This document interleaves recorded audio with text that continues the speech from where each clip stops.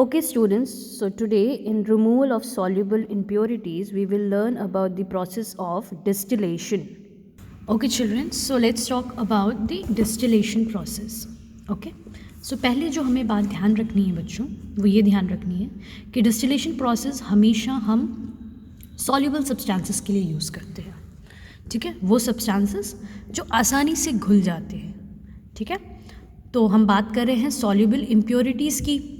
तो हम उन इम्प्योरिटीज़ के बारे में बात करेंगे जो पानी में आसानी से घुल जाते हैं और हमें पता नहीं चलता है ना. फॉर एग्ज़ाम्पल कि अगर पानी है और उसमें आपने सॉल्ट डिज़ोल्व कर दिया तो आपको ये पता नहीं चलेगा देखकर पानी को कि उसमें सॉल्ट है कि नहीं है, until and unless you are not tasting it. So let's start. तो डिस्टिलेशन वर्ड आपने पहले भी सुना है.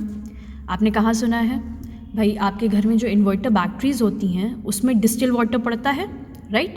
तो डिस्टिलेशन प्रोसेस का नाम आपने वहाँ पे डिस्टिलेशन का नाम आपने वहाँ पे सुना होगा. ठीक है, फिर हमने कार बैटरीज जो होती हैं उसमें भी डिस्टिल वाटर पड़ता है ना. सो इन सब चीज़ों में डिस्टिल वाटर का यूज़ होता है. ओके, सो डिस्टिलेशन प्रोसेस दो प्रोसेस से मिलकर बना होता है. ये दो प्रोसेस के बारे में हम बहुत अच्छे तरीके से जानते हैं. पहला प्रोसेस होता है इवेपोरेशन और दूसरा होता है कंडेंसेशन. इवेपोरेशन प्रोसेस का मतलब वो प्रोसेस जिसमें आपका जो लिक्विड है वो गैस स्टेट में कन्वर्ट हो जाता है on heating. You call it as evaporation. For example water, when it boils it evaporates and converts into the gas, that is water vapor on heating. Process is called as evaporation. Condensation. Evaporation का just उल्टा condensation होता है. मतलब यहाँ पे gaseous state में substance होगा जो cool down होने पे, cooling पे क्या हो जाएगा?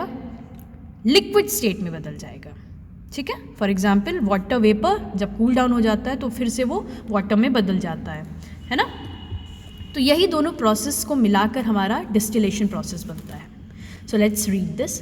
The method of changing of a liquid into the vapour, जिसको आप इवेपोरेशन कहते हैं, and then condensing vapour to get the pure liquid, जिसको आप कंडेंसेशन कहते हैं, is called distillation. So evaporation plus condensation makes the distillation process. अब हम देखते हैं. Okay, so now we will be talking about the whole setup. तो भाई ये एक्सपेरिमेंटल सेटअप है और ये सेटअप लगाया गया है फॉर डिस्टिलेशन ऑफ वाटर. ठीक है, तो इस सेटअप में क्या होगा, यहाँ पे कंटेनर होगा.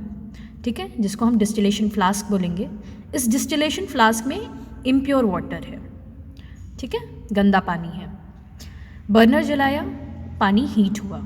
जब पानी हीट होगा तो क्या होगा, वाटर विल इवेपोरेट, और जब वाटर इवेपोरेट होगा then it will get converted into a water vapour, जिसको आप स्टीम भी कहते हैं. अब ये स्टीम ऊपर उठेगी और इन पाइप्स में जाएगी.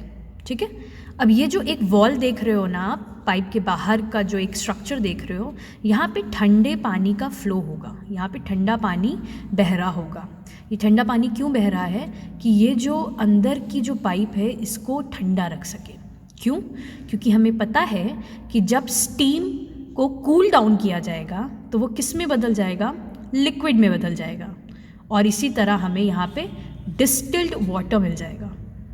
याद रखने का बेस्ट तरीका है कि जब मैं गुस्सा होती हूँ या मम्मी गुस्सा होती हैं तो क्या होता है, हीट होगी, है ना. गुस्सा का मतलब हीट होगी. ठीक है, मतलब वहाँ पे होगा इवेपोरेशन प्रोसेस. ठीक है, इवेपोरेशन होगा तो स्टीम बनेगी. ठीक है, जब गुस्सा शांत होगा तो होगा कंडेंसेशन प्रोसेस. ठीक है, मतलब हम फिर से वही हो जाएंगे जो हम हैं, है ना, नॉर्मल हो जाएंगे. तो जब नॉर्मल हो जाएंगे तो फिर से हम लिक्विड में बदल जाएंगे. तो पहले लिक्विड था, हीट हो गया तो इवेपोरेट हो गया, गैसियस स्टेट में बदल गया, गैस कूल डाउन होगी.